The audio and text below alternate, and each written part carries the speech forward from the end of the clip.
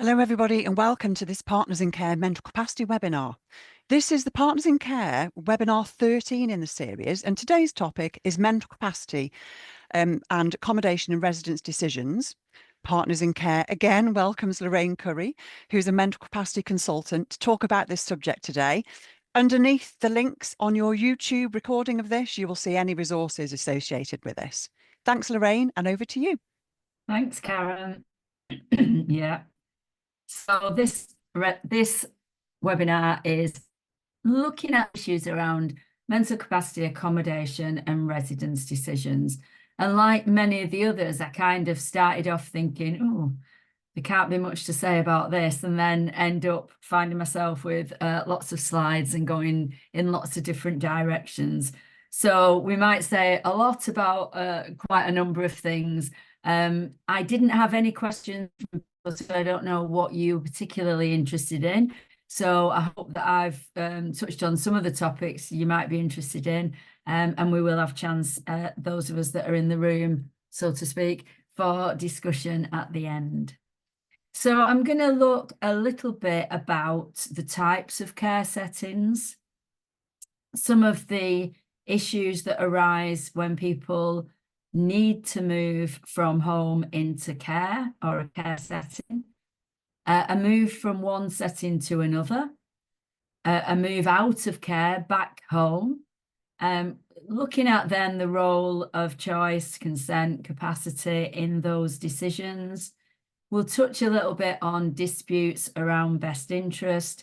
And at the end, I'm going to introduce you to a community DOL tool, which has just recently gone live. So I can do a little bit of explanation around that and how to use it. Okay, so mainly in this session, the kind of accommodation that I'm talking about is probably what we're all familiar with and what you all thought about, I hope, or I'm on the wrong track completely. So obviously things like residential care and nursing care, shared lives, supported living, a person living in their own home with care as an option. Oh, typo. Isn't it annoying when you can look at something a million times and then find you've missed the word care out of extra care sheltered housing?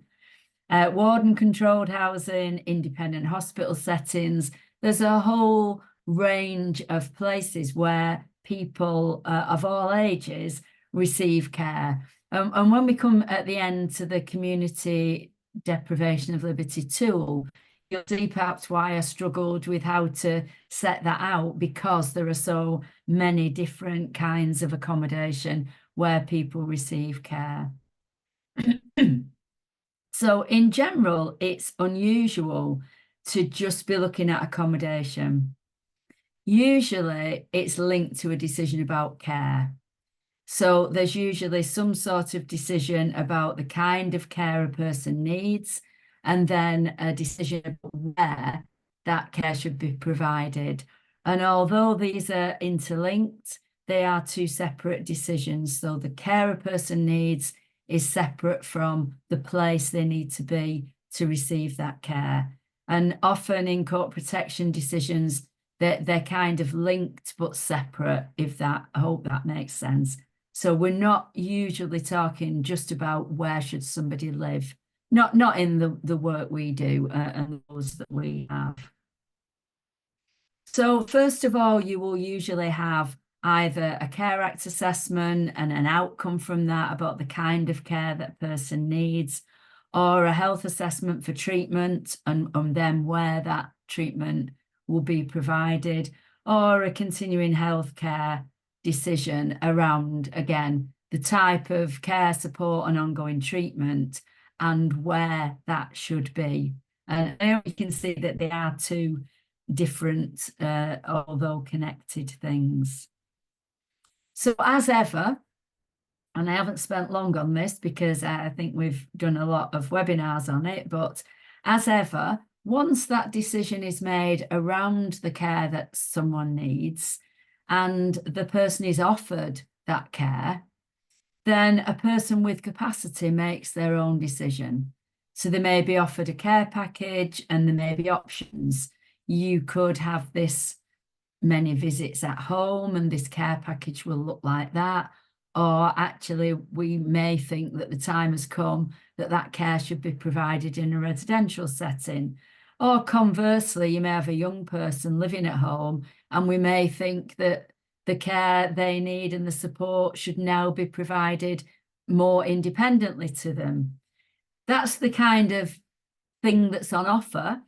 And then the person with capacity makes their own decision. Yes, thank you, I'll have that. Or, well, no, I can see that that makes sense, but I really don't want that. And I do want this.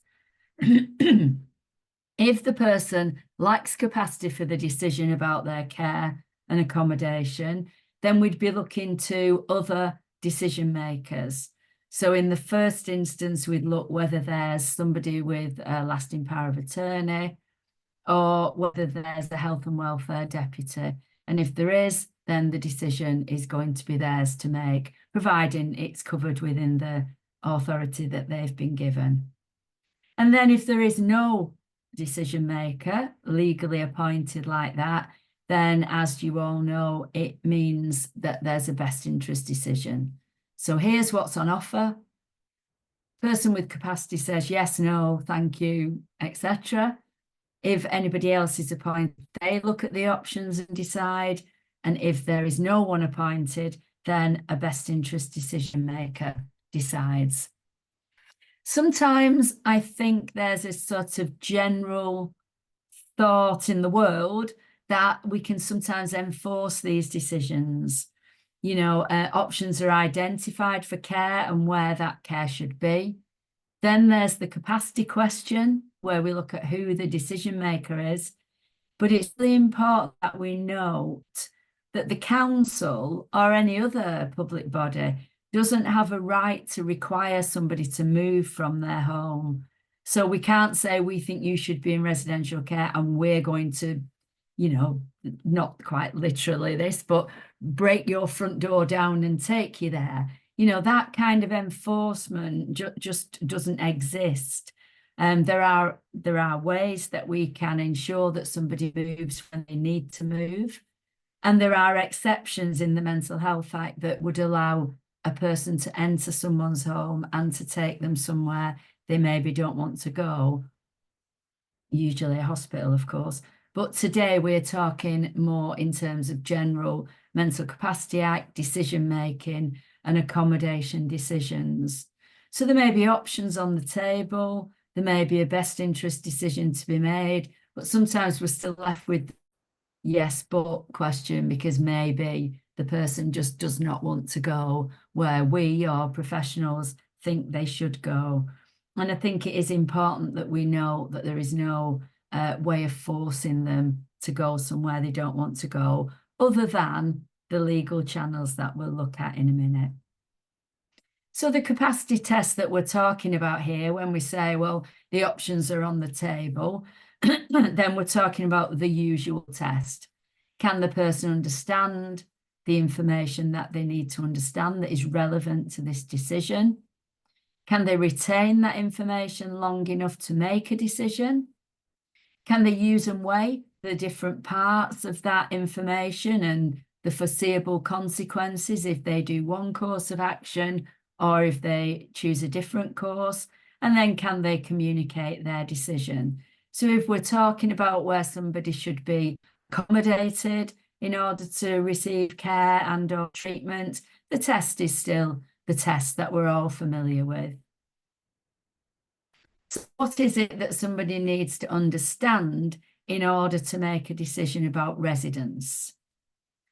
So they need to understand quite a few things, actually, and I'm just going to read through them. And I know that's kind of quite boring and you've got them on the slide, but I'm going to go through what somebody needs to understand.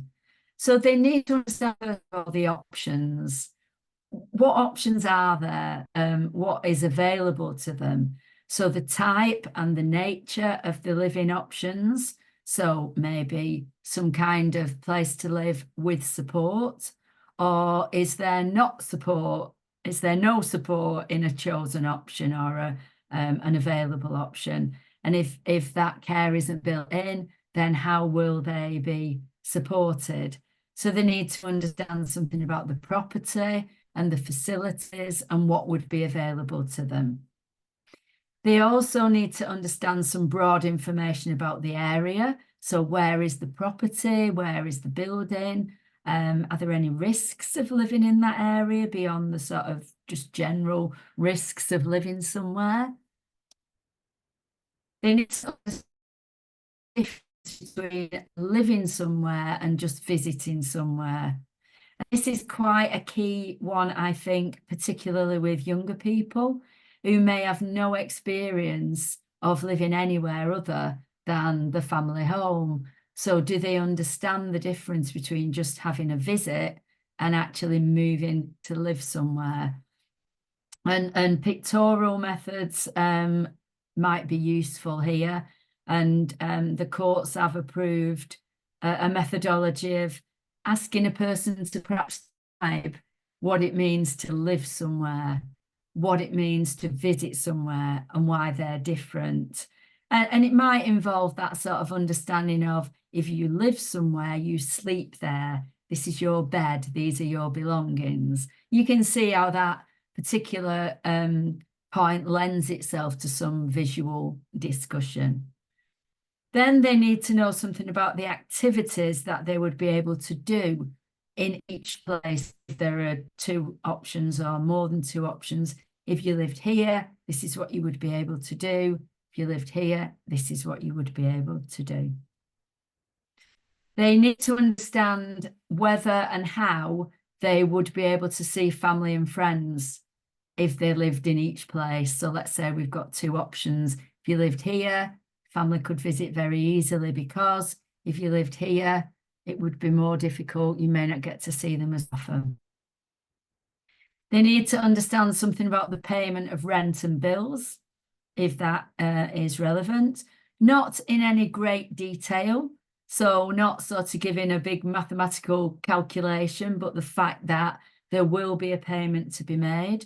Because generally we're talking about people who don't have capacity around care and accommodation. So it may well be that someone else is making those payments for them, but they do need to understand that they pay something. They need to understand any rules of compliance and the general obligations of a tenancy. So again, not in any great detail, but there might be rules like, let's say, you can't keep pets if you live in this place, but if you live in this place, you can keep pets. There may be that general rules about compliance. And then they need to know who they would be living with in each of the options.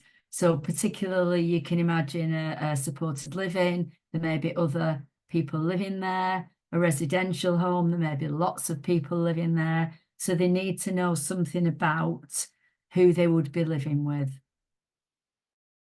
They need to know the sort of care they would get in each placement. And then the last one's quite an interesting one, really. They need to know and understand the risk that a family member or someone else they have contact with may not wish to see them if they choose a particular place against their family's wishes. So, you know, it might be that there's something about this decision that would mean, well, if you did choose that option, either your family member may not want to visit or may not want you to visit. Quite a difficult one, because it's not, it could be quite emotionally manipulative. So just really about making them aware that there is a risk that they wouldn't keep those contacts if they chose a particular option. That might just be, look, you know, this is a 3-bus journey and your mother's 85 and is unlikely to come to see you very often. It may be those kinds of risks. So quite a lot there. We've got up to J, A, B, C, D, E, F, G, H, I, J. Quite a lot that a person needs to understand. So it's quite a lengthy capacity assessment in a way, although some of these points we've looked at may just simply not be relevant. But this gives you the broad information that somebody needs to understand to make a decision about where they're going to choose to reside. And then we're looking at a best interest decision. So we've looked at their capacity, whether they can understand, retain, use and weigh all of those points we just went through. If not, we're looking at making a best interest decision. And as you know, we can't sort of sit in a room and hypothetically look at, oh, well, they could have a flat, they could live in a shared house, they could live in this home or that home. Are those available options? Do we have that kind of housing? And is it available to them? Are they likely to get a place there? Is it something that the council or the health body would fund? So these need to be very practical considerations. They need to be available to the person before we sit round a table, even if that's metaphorically, and decide. And we should make sure, as with everything, when making a best interest decision, that we look at the less restrictive options. So if we're looking at a possible residential care option, why is extra care or housing or shared lives or warden controlled, why are they not available to the person? And there might be very, very good reasons, but then we need to make sure we've recorded those in our best interest decisions so we just don't look like we've been oblivious to them. If there are some options that seem obvious, but they're not available to this person or this situation, again, make that careful note of that. There needs to be, I know this often causes a lot of issues, maintaining or revoking a tenancy. And there's often issues about who can revoke a tenancy and how. But any decision on that really should be held off until we've had a best interest decision and we know where we're going and what we're pursuing before sort of giving up a person's home. And then not to rule out options by taking action, which means they're no longer available. And sometimes, how can I put this? Sometimes that can happen because, let's say a person's in hospital and there are issues around discharge and where they're going to go to live. If that takes too long, then some of the options can be no longer options because the person has lost some of the skills they had that would have opened up other options to them. I hope that made sense. But, you know, we need to take action at the time it needs to be taken so we don't inevitably rule out some options to the person. A interest meeting is not where those options are decided, it's where those options are put on the table. So this thinking will have been done first. The care manager or whoever is involved in funding the care will explore and identify options. And then the best interest decision is where those options are examined and one of them is chosen going forward. Okay, so sometimes we get into this difficulty. Let's say we've gone through all of that and the option that is possibly the only option is that a person now needs to move from their home into, let's say, a residential or a more of a restrictive care setting so that their care and support needs can be met. But they don't want to go.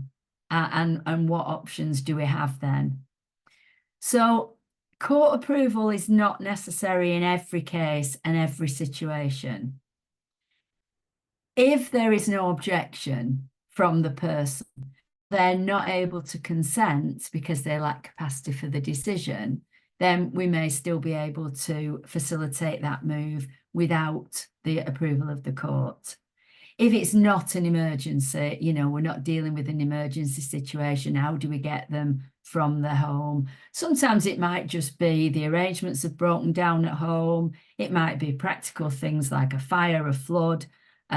Provider can no longer meet the needs at home, the care needs have increased. So generally, but still not in every circumstance, generally, where there's no objection from the person, there's no objection from their close family members, then a move should be able to take place without the person being able to consent to that move. There still needs to be some safeguards. And this is one of the places where Doles kind of does some of the heavy lifting. So there must be an assessment of capacity and a best interest decision prior to moving somebody from the home to a care setting.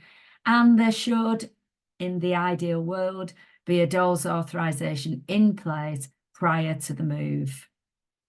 Now, we know that that very often doesn't happen because of the backlogs, but a move from a person's own home into care, you could identify this as needing a high priority attention from the council. It's the ideal, it's what we should be striving for, that the DOLS is in place. And don't forget, even though we rarely get these situations these days, DOLS application can be made up to 28 days in advance of a move. Sometimes a move into residential care will involve more urgent situations and more careful consideration about whether the court needs to be involved prior to the move. But that's in itself one of the safeguards, consideration of, does this need to go to court? The court's involvement is likely to be needed if there is a sufficiently serious interference with the person's articulate rights to respect for their private and family life. So this is going to involve some kind of intrusion. The person may need to be taken from their home whilst they're objecting to somewhere that they don't want to go. Or there's some other kind of interference with their rights to private and family life. Or where the move will result in a deprivation of liberty, but there isn't time to get an authorisation in place. And if that is in a setting other than a care home or a hospital, then you are going to have to go down the court route for a community DOL application.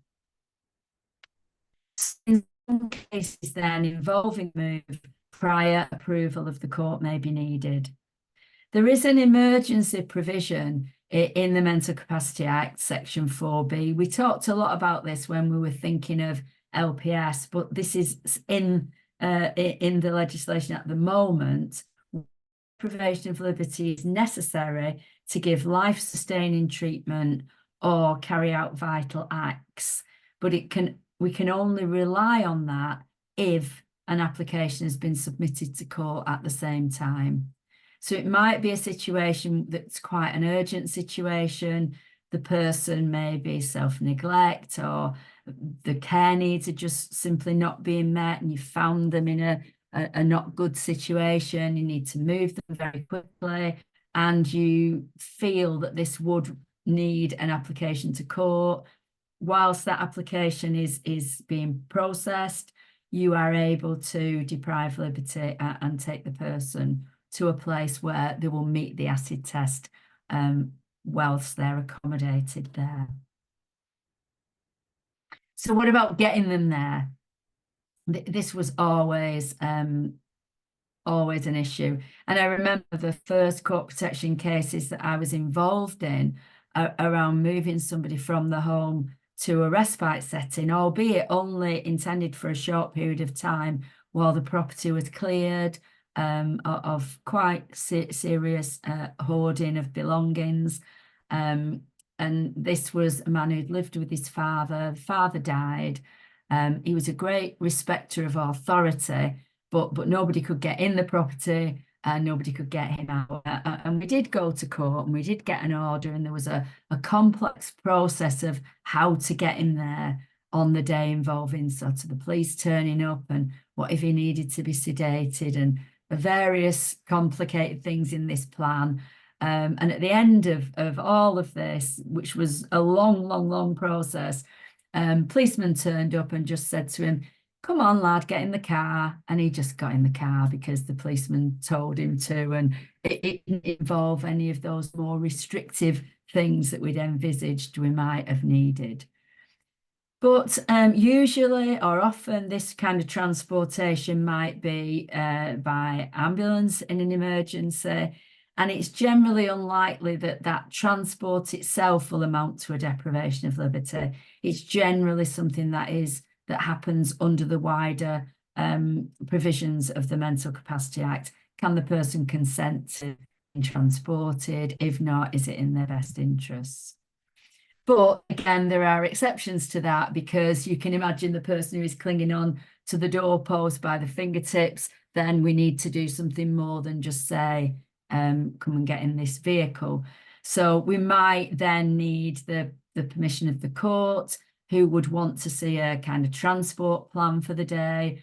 If perhaps we need to involve police to gain entry to the home, if we need to do more than just persuade them, or use minimal physical restraint, if there is force or the threat of force, where they may have to be sedated, or where we may have to use subterfuge, or if the journey is exceptionally long or otherwise very onerous for the person, then you would be looking at prior court approval.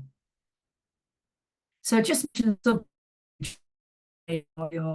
ears prick up. Well, yeah, made your ears prick up.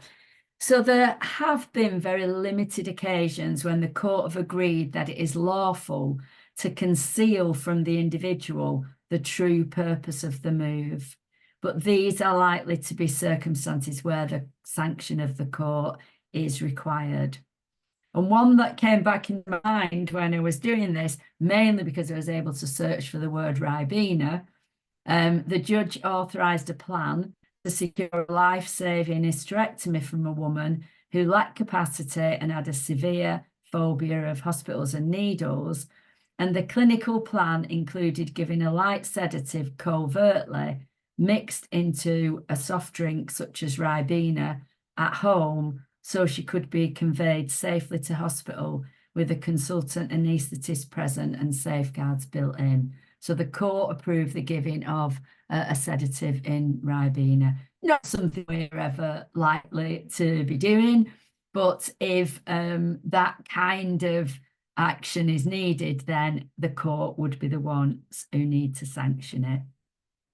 Straightforward situations: move to a care home with no objection, even though the person lacks capacity, careful capacity and best interest decision, ideally a door's in place in advance, or maybe the move's arranged by the family and there's agreement and direction, or arranged by an LPA and deputy and all are in agreement. But we'll mention a note of caution on that in a minute. Complex situations are where perhaps you've got disagreement between attorneys.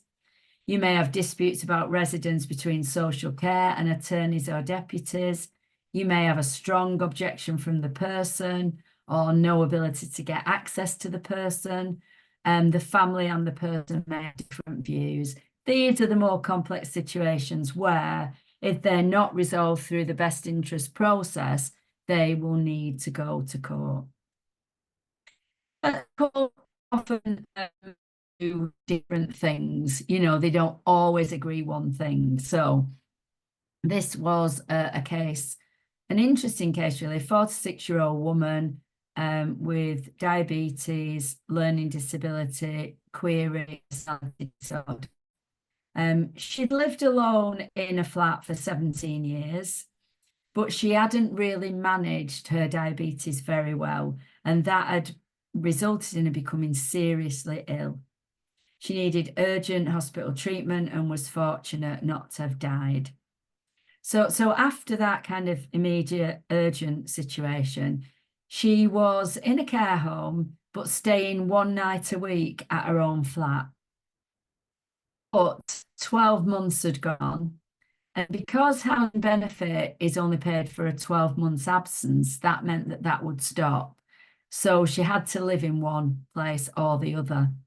So the judge, who would have liked to have continued with her having this one day a week at home, did not have that as an option on the table. All that he had on the table to consider was placement full-time, return to home full-time, because this nice option now was not available. can't read that because it's hidden behind the toolbar. The judge suggested, I think, that it was very tempting to say she should carry on with this shared residence, spending time in her own flat and at the placement. It was very beneficial to her. It was significant to her. It was a positive aspect of her life.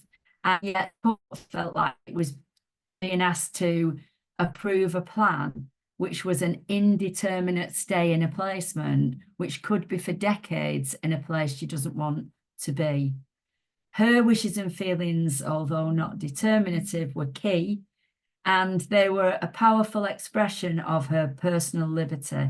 He said the flat was a symbol of her freedom, and acknowledging that removing this from her would be more than just surrendering, albeit the case was finally balanced. So, persuaded by her wishes and feelings, he decided that it was in her best interest to return home. Obviously, he's balancing the risk that her medical condition is not going to be controlled. And he said, I will give my decision in court. I will explain it to her. I will tell her that she must comply with the treatment plan put in place. I will emphasize that she is better now because of the treatment she's had since March, and she needs to continue with it in order to keep her safe and well. That is the best that I can do. Obviously, we don't know what happened next, as we never do with these cases. Really was Bobby the dog. And this involved Mrs. P. And she'd worked all her life, had her own home, a good pension, investments. She was now living in a nursing home following 2 strokes, and she had a local solicitor as a deputy. She had celiac disease, and she had enough money that she should have been able to buy gluten-free food. She loved to feel glamorous, and yet nothing was being done by the deputy, being made available to her.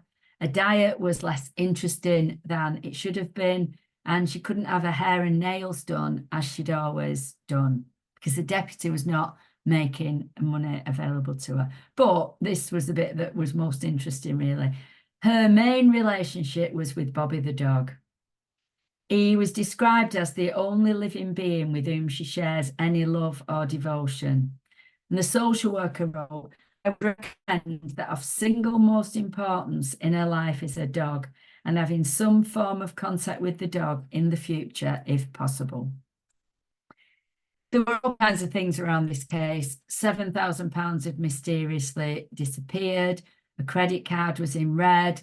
The money wasn't being spent on her. And the court was really quite horrified to read about what the deputy wasn't doing. The deputy said, in the absence of any factual information about Bobby, his owner, or the home's policy on animals, it would seem irresponsible in the extreme to suggest that a dog visits a care home for elderly and frail people. And it was unrealistic to expect the lady, this is a neighbour or friend, to bring the dog to the nursing home. The deputy, the judge dismissed that and commented on how brutal and insensitive it was, completely ignore the love that this isolated lady feels for Bobby. He talked about animal-assisted therapy, and he said, I don't know how Mrs. P and Bobby can retain their loving relationship, but I do hope that the nursing home and the new deputy will do all they can to make it happen. And apparently they did in this story, and they did take the dog in, but she no longer recognised the dog and didn't really know who it was or why it was there. So it was a bit sad. But it was about the importance of these things to people and the role that they might play in where somebody is accommodated. Another case with caution is the case of AJ. And this was a person who lived with her niece and nephew in an annex of their home. They cared for her, but as time went on, that was getting increasingly more difficult as her dementia progressed. And they were going on holiday and had made it clear they couldn't continue in their caring role. So they asked the local authority social worker to find a place for them while they went on holiday, but everyone really knew that this was going to be permanent. But AJ didn't know that, and she didn't want to go. And there was no dole's authorisation in place prior to her going. And the court said that the dole's scheme, it should be possible to plan in advance so that a standard authorisation can be obtained before the deprivation of liberty begins. Only in exceptional cases where the need for the deprivation of liberty is so urgent that it is in the best interest of the person for it to begin while the application is being considered. But secondly, and this is really why I picked this out, professionals need to be on their guard to look out for cases where vulnerable people are admitted to residential care ostensibly for respite, while the underlying plan is for a permanent placement without proper consideration of their Article 5 rights. So this was permanent residential care by the back door, really. All that or anything, she didn't want to go.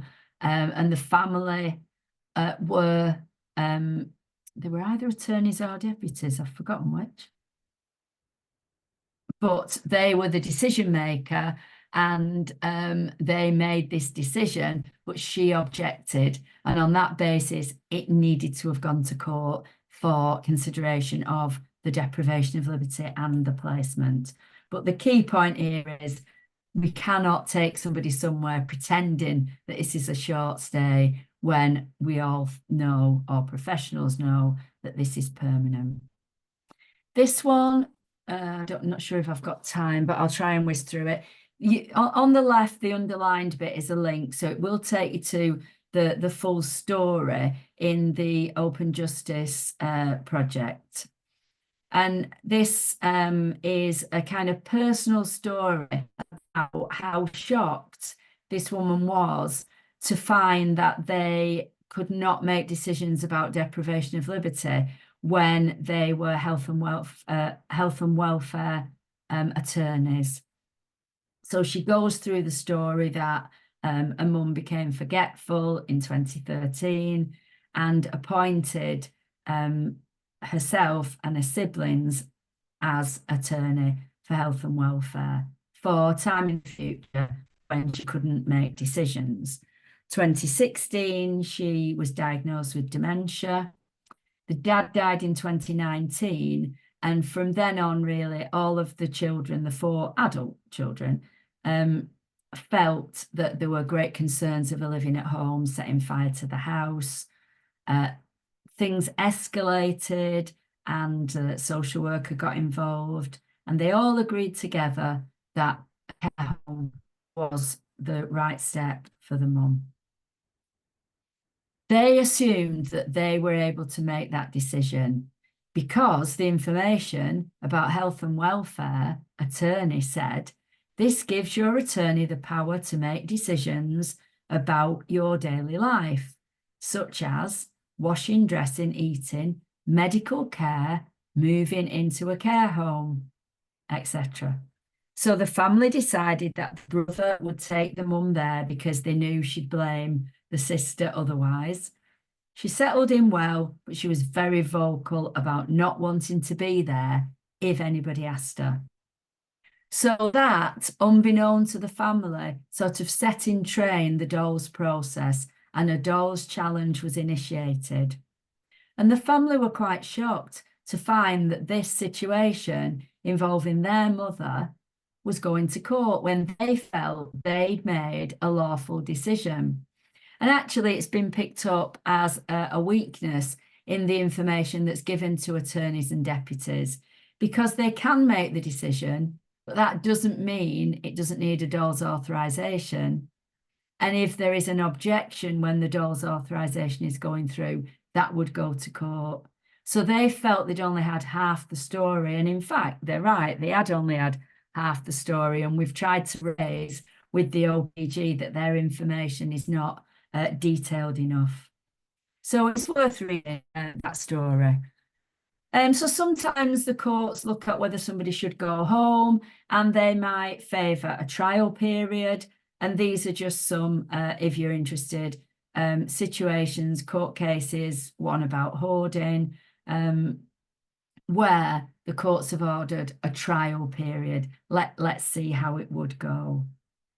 One of those that you may have encountered was the case of Manuela Sykes, who was quite kind of well-known local politician. She'd been a campaigner all her life, and the feeling was that the care package would break down at home. But the judge concluded that the risk of harm to her due to the care package breaking down and being returned to residential care outweighed by the fact that her life was drawing to a close, and spending the last months of her life in her own home was kind of worth that trial. The reality was that she'd never get that opportunity again, and she'd live out the rest of her life in an institution, which she really didn't want. So the judge ordered this kind of trial period at home. So in other words, this kind of accommodation, it's not all or nothing.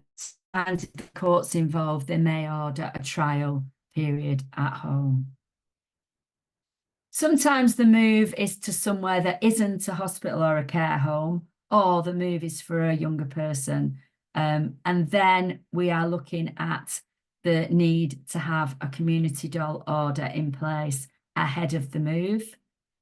That order and the process of community doles will result in a robust capacity assessment, a best interest decision, and the court will scrutinise the care plan. So other than 16 and 17-year-olds, if there are no objections or complications, then these can be paper hearings.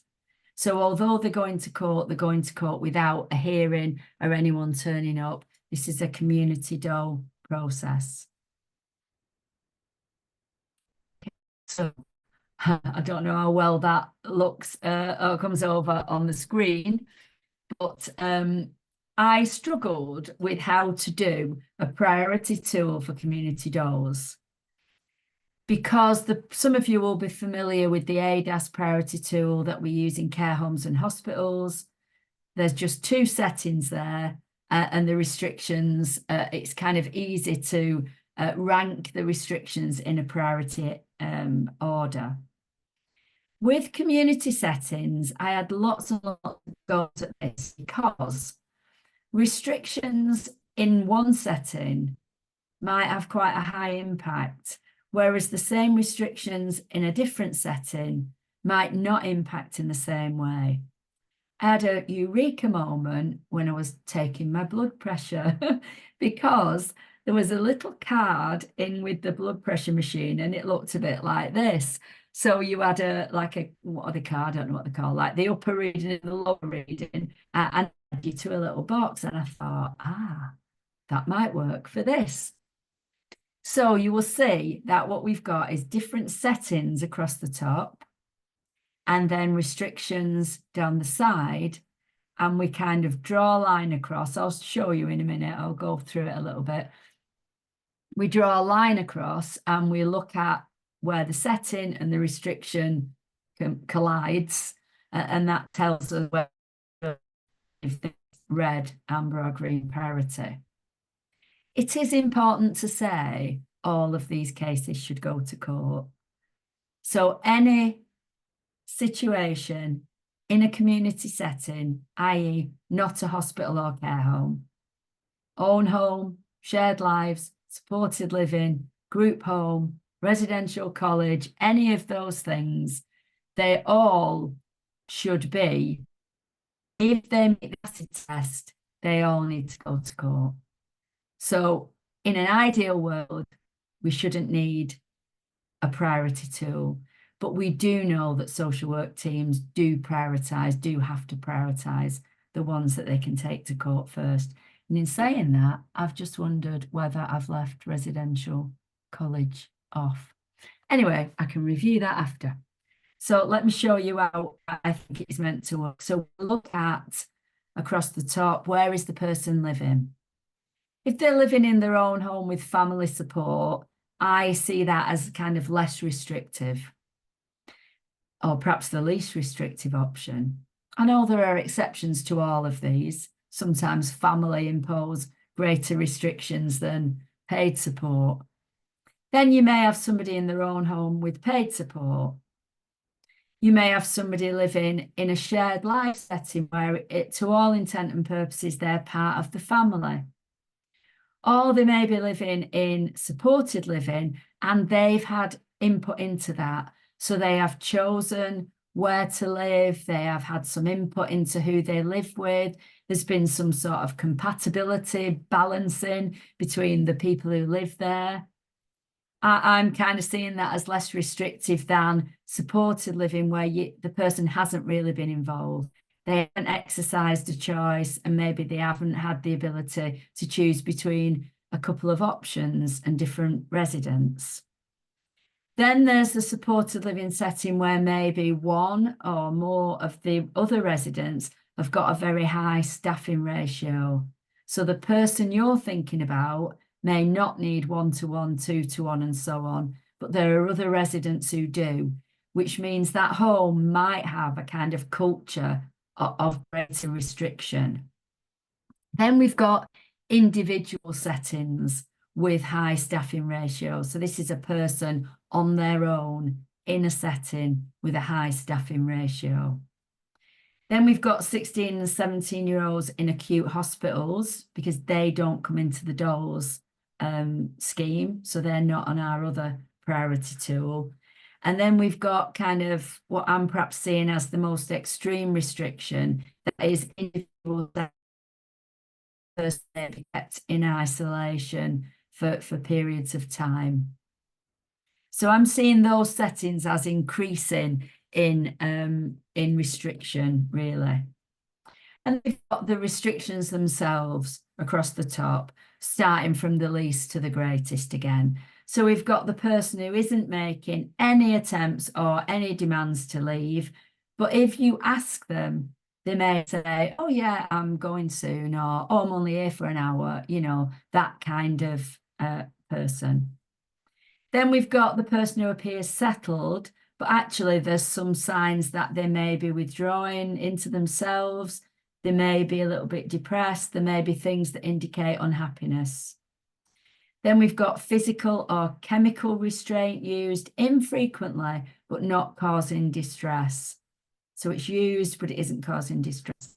Then we've got people who have minimal involvement from family, friends, or an advocate.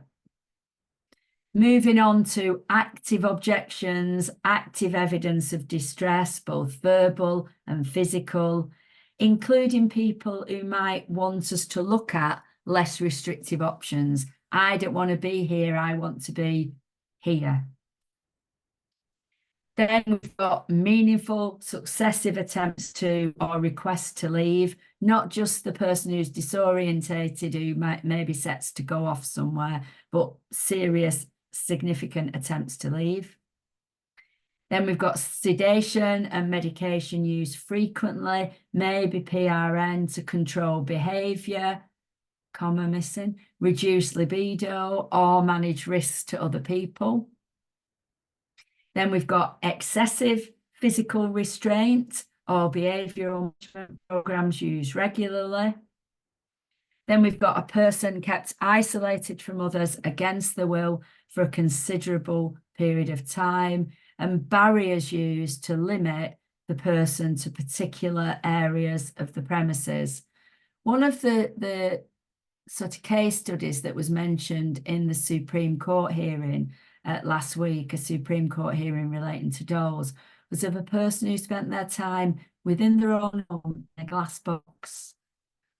It's very strange. If you're interested, I can send Karen the link for you to listen to any of the days of the hearing, because it was fascinating.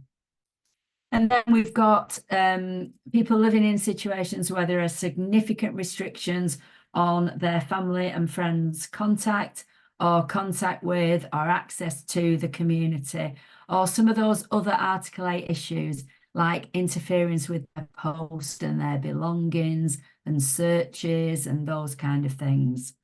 And then we've got a change of accommodation where it's been previously authorised by DOLS or another legal framework. So we already know this has been approved or authorised, and it ought to have higher priority. So how that looks in my mind is, if we take the person who appears settled, but they're showing some signs of unhappiness, if we move along some of those types of settings, they're still in the green. But if we move along further, let's say they're in an acute hospital, then they're in the yellow. So that's the sort of thinking about how that would work. If you could look down, I can't talk without using my hands. I'm absolutely hopeless. If you look down to significant restrictions on family, friends, Article 8 issues, that would be a red, even if they're living in home family support.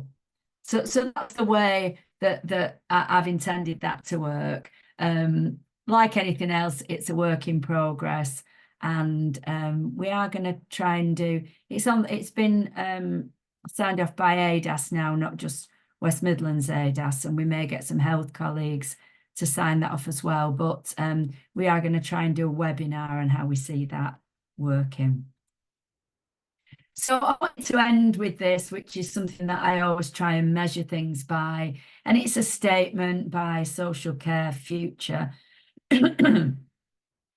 which is that we all want to live in the place we call home, with the people and things that we love, in communities where we look out for one another, doing the things that matter to us. And to me, this is the ideal, whether you're living in your own home, with some kind of care, whether you're in a care setting, or shared lives, or a residential college, you still want to feel that that place is home. It wants to be home to you. It wants to look like home, and ideally with people and things that you love, and doing things that matter. So I thought that was a nice kind of statement to end on, really, as a measure of what we're all striving for. And that has been a webinar by Partners in Care. Thanks, Lorraine. So on behalf of Partners in Care, thanks for all your input around mental capacity, accommodation and residence decisions. There's an awful lot to think about there, I think. And I really like the way you ended it by thinking about what home means to all of us. So thanks, Lorraine.